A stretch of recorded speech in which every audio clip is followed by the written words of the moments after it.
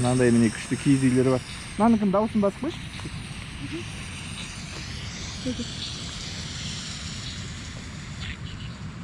Бегім, ана ойнайсың ба балдармен?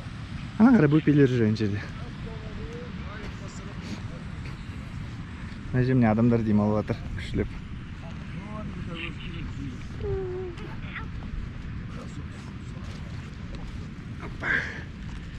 Ассалаумалейкум дер. Опа. Опа, ассалаумалейкум. Ассалаумалейкум.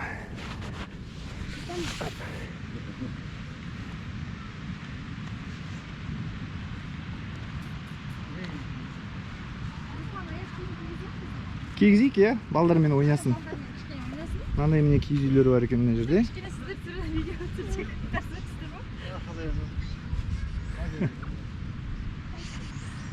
Тоға аренда қанша отыр?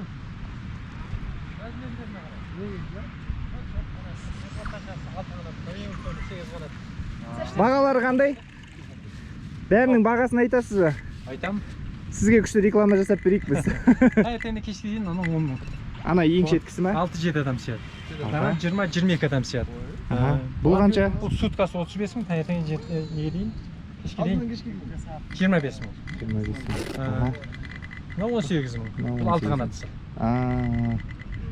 Жақсы күшті. Оған 10-12 адам сияды. Свет бар ішінде. Адамдар уже келіп бастап жатыр ма, көп па? Бастап жатыр. Келіп жатыр азыздан. Тоң бар екен ішінде. Тоң ба? Қат салқын болғанда? Дамып кететін ол қыста керек шығар да тек. Есіміңізді айтып, мына жер таныстырып жіберсеңіз өзіңіз. Желтай. Берді мұна біздің жерұйық демалыс орталығы. Инстаграмға жерұйық демалыс орталығы десеңіз, сөйерден барлық информацияны алып көруге болады. Сөйерден де киіз үй қазірше, мінекей ана жерде анау қыстық үйіміз бар. Жасыл жатырылып тұр ғой. Қыстық үйіміз. Сол сіздің үйлеріңіз отыр. Бұл панорамның терезесімен современный паркет төселген яғни үй.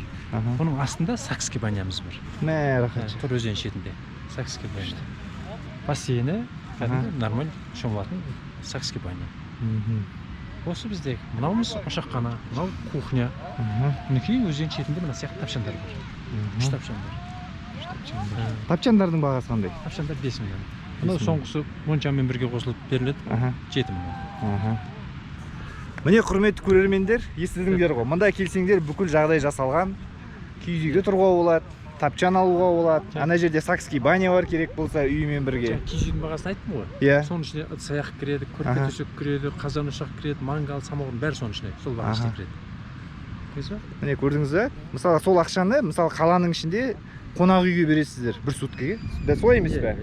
Одан да мынандай келіп, табиғат, таудың етегіне келіп, бұлақтың суын ішіп, самаурынмен шай ішіп, осылай демалу керек. Қазанға тамақ пісіріп. Иә. Біз енді Шымкентте көбірек қалғанда мында қалар едік. Бүгін тек обзор жасап кетеміз. Шолып. Келесі келгенде достарымызбен келіп, осында қону керек сияқты бұйыртса. Құдай қалса, любой уақытта, кез келген уақытта келіңіздер. Жаңа естідіңіздер ғой, Инстаграмға кіресіз, жерұйық деп жазасыздар. Жерұйық демалыс орталығы. Жерұйық демалыс орталығы, бүкіл информация бар. Ана жерде Алтыбақан жастарға. Үлкендерге де болады. Бір-екі кесе қымыздан кейін. Бұйыртса. Құдай қаласа. Жақсы, рахмет сізге.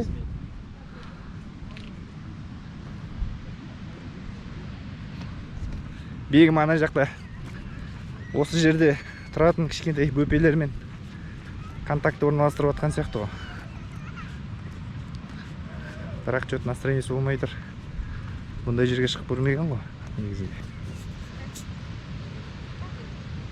Не ол жатырқап жатыр ма, пока? Иә. Сәлем, қыздар, балдар. Қалайсыңдар? Жағдайларың жақсы ма? Мен әкем ана киіз үйдің ішінде жатыр ғой дейді. Міне сендерге бөпе келді ғой қонаққа. Ана картаны апарып бересің, ана ғой. Картаны апарып бере алмай жатыр ма? Күшті ана жерде кухняны қараңдар. Атмосферно деген осы, атмосферно. Мә, Алтыбақанды ақыл ет деген кәдімгідей бағындырып жатыр ғой. Так, саламатсыздар ма? Бұл жер тамақ пісіретін орын ғой, иә? әркім өзі пісіреді екен. Мынандай міне ошақ бар мына жерде. Астына отынды салып, кәдімгідей. Біз деген YouTube-қа реклама жасап отырық бұйыртса. Қалай реклама болғанда енді шолу ғой. Әрі реклама болып кетеді бұйыртса. Осындай міне жер, күшті болып түтіннің иісі шығып тұр. Өздерің келіп мында сықайтып сірне пісіресіңдер.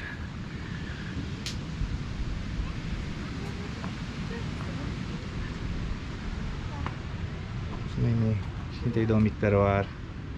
Кухня деді ғой мына.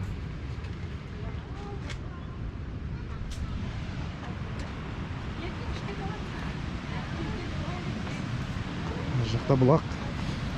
Қандай күшті. Таза ауа мен түтіннің иісі араласқан кезде вот нағыз еще шөптердің иісі бар. Ең күшті иісі дүниеде.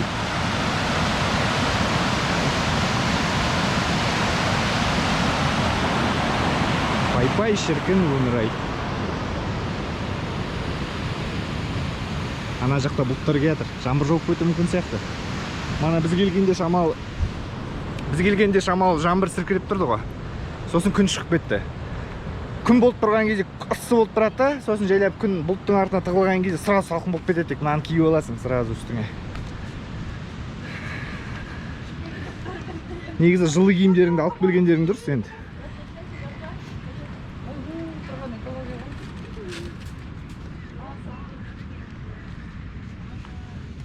Сен алты уақанды кәдімгі айқайласып кетсің ғой, жалғыз өзіңе.